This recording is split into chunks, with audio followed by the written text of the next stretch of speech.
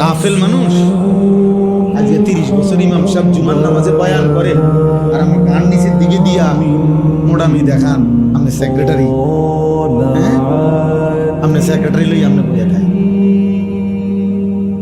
আপনার কেসিয়ার গিরি লইয়া আপনি হাসরের ময়দানে দেখবেন রুকুটাও হইছে না, সেজদাটাও হইছে না। বুঝেন?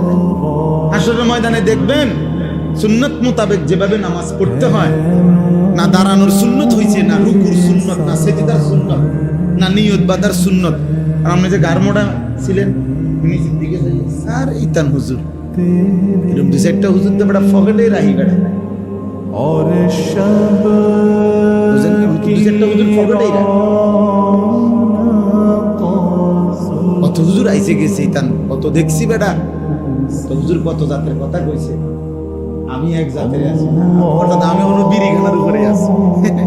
আজকে 60 বছর আল্লাহর রহমতে আমার বিড়ির থেকে কেউ লড়াই থাকছে।